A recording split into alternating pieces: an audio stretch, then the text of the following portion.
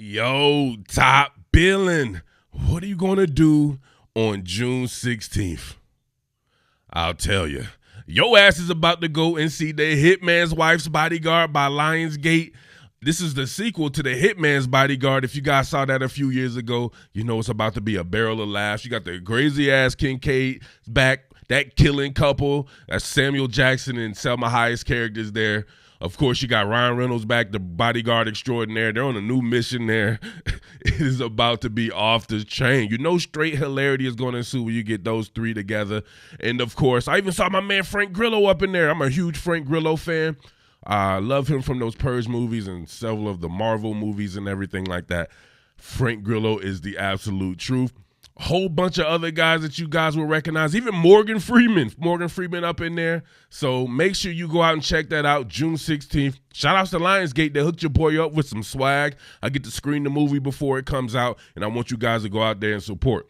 June 16th, that's The Hitman's Wife's Bodyguard. June 16th. I will leave a link to the trailer in the description, and I want you guys to check that out as well. But June 16th. That is June 16th. Let's go. What more can I say? Top Billin. All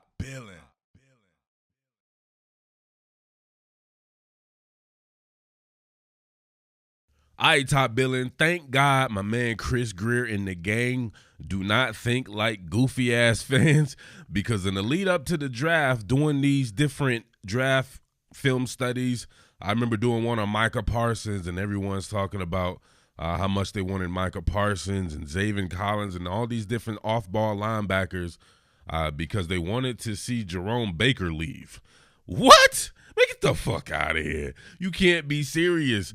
I pushed back against that like you wouldn't believe, and thank God I did, because look, Chris Grier agrees with your boy Jerome Baker is animalistic. A 3-year, $39 million extension, and people were talking about jettisoning that man and getting another off-ball linebacker when there was a glaring damn need at edge. Come on, man. What's wrong with you guys as fan base? Y'all acting real Atlanta-ish out there in Miami, man. A little Seattle-esque as well. So you guys got to chill, man. You got yourselves a franchise that is definitely in the running to be one of those franchises that take the next step towards Super Bowl stardom. Loaded. Defense coming for that number one spot. Mad shout-outs to the Baltimore Ravens and the Washington football team and some of these other guys. But Miami, man, you talk about versatility like you wouldn't believe.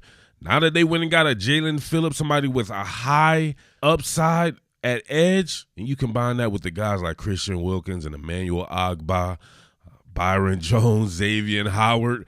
Come on, man. These boys are doing it big. This shit is scary. They are absolutely loaded, man, and you got to give props to a guy like Jerome Baker for the different shit that he can do. I mentioned to that guy in that particular comment right there, they had Bernardrick McKinney. You guys must not know who the hell Bernardrick McKinney is. I might have to wake that ass up here soon.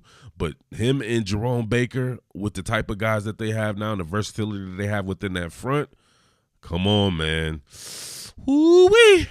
But shit, man, let's get to a little Jerome Baker here, man. I just wanted to kind of get that dude his flowers.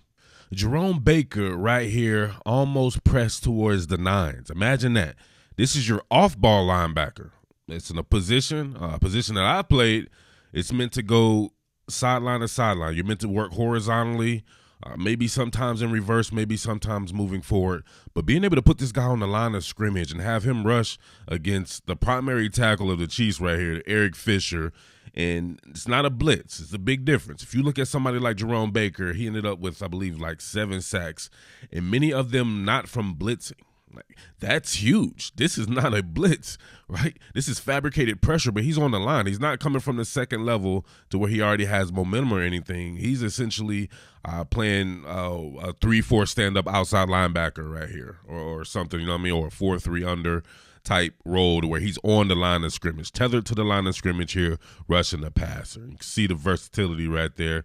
Obviously, Shaq Lawson, somebody you had to replace. Christian Wilkins at a 1 technique here. Obviously, my man was at a 5 technique. And same thing over here. You got a guy like Emmanuel Ogbah who can play a stand-up linebacker, play a 5 technique, probably moving down to a 3 technique, right? And, of course, Grugier Hill here. But look at your boy Baker right here. Come on now. This is some stick-to-itiveness. This is also somebody with some extreme pass rush skills. Look at that hesitation, squaring him up. Now look at him. Flushing Patrick Mahomes. Patrick Mahomes did not have an evacuation plan right there, right? He needs to get himself a bodyguard, like a hitman's bodyguard. Make sure you go see that on June 16th right there for your boy in Lionsgate Films. But your man coming up, look at him hit Eric Fisher with the hezzy right here. Hit him with the hezzy. Make Fisher stand his tall ass up, right? He's going to react to what you do. You hit him with the hezzy, make him turn up right there, and then get into his chest. Right? That's stringing moves together. That's converting speed to power and then converting it back to finesse. Because look, my man's trying to anchor. He can't even anchor. Remember, Jerome Baker's like 6'1", 6'2", only 225 pounds. There are plenty of receivers that are bigger than this guy.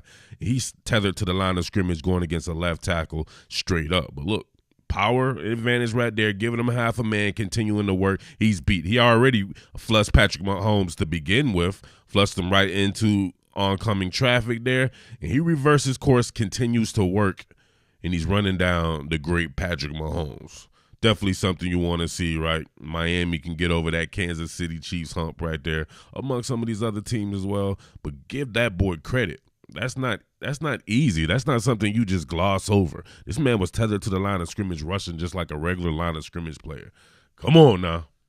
I want you to watch Baker's football intelligence here. I'm just going to go through a few plays. Just you can see the different things that this guy can do and why these people should feel goofy trying to jettison that man from the Miami Dolphins when they're on a serious come up and they're a contender. Look at him. String out the play, maintain, contain, and then disengage. Look at him right here. Maintain that outside shoulder being free right there, so Patrick Mahomes can't escape outside. His evacuation plan is not going to work because this man is making sure that if Patrick Mahomes even tries this, he can always detach and go that way, right? That's easy. But if he maintains and makes him go back towards the flow, and then when he sees fit, he disengages from Clyde Edwards-Helaire, and once again, hunting that man down. It's hunting season, y'all. And I'm hunting wabbits. Still tethered to the line of scrimmage in their fabricated pressure schemes. You'll see that man once again. He came from the blind side last time. Now he's on the right side, proving his rush versatility in addition to his positional versatility and fluidity. Look at that.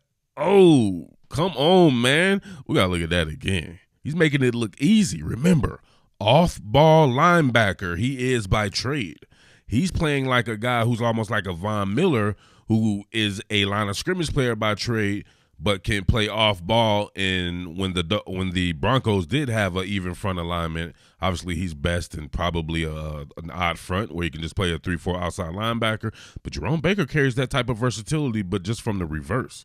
Now check this out right here. Working in conjunction. Your man's widening them out, making sure that he's first with his hands.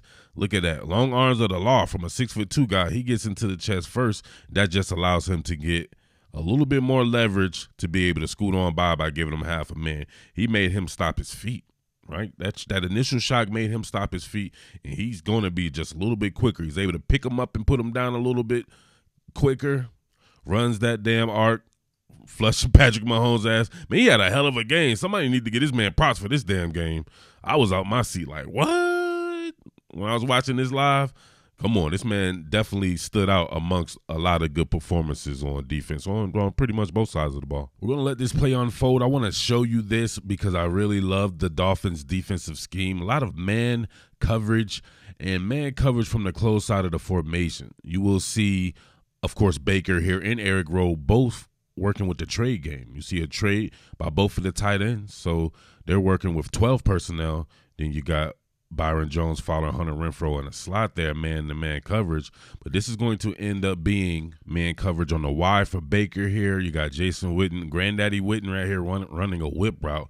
And look how he reacts to this by staying patient. He's able to really limit this game and make it pretty much nothing. Just a bunch of eye candy. I do love that trade game, though. Look at that. Almost ran a little bit of interference there. Who is that? They bump into a Landon Roberts. Landon Roberts kind of bumped him off a little bit there, and then you can still see Baker on the hunt down. Look at that. Look at that. Come on, man. You can't be making Granddaddy's legs go that fast.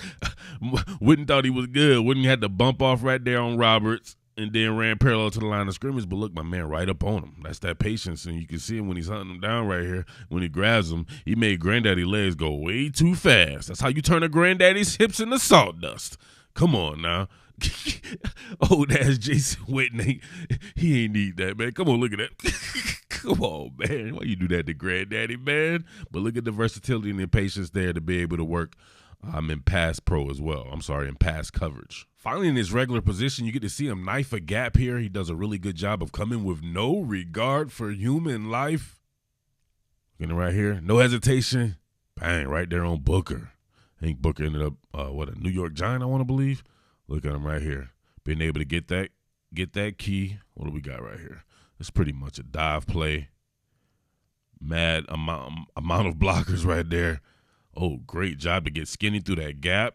When you get skinny through that gap right there, man, you don't have much time to really control and gather yourself, but it doesn't matter. Head on the outside, corrals that man. That was a collision for your ass. Those type of collisions, man, made me wish I was just a little bit younger. I can get back out there, man. I miss that physicality. Let me know if you do too, all right? This time we get to see him work sideline to sideline. Obviously working off their zone play right here, going against Josh Jacobs. Look at that. Your man was working forward, knifing gaps. Now he's able to run with the horizontal, sifting through traffic. Still has that good eye vision and being able to stay parallel with his shoulders to the line of scrimmage, stay free right there, and he pretty much runs he runs the play for the running back. They're essentially doing the same thing, but he's doing it on defense right there. He's running a stretch run himself. Really good stuff right there. On this one, he has the back out of the backfield initially, so this will be a green dog blitz, meaning if the back is not going to release into the formation he stays in, then you got it. You search and you do what you got to do right there. So back stayed in. He made sure that David Carr wasn't going to be able to have an evacuation plan. One more time there. Great quick recognition, football intelligence, spots David Carr, and it's time to hunt again, baby. Get himself another sack. What more can I say? Top Billin.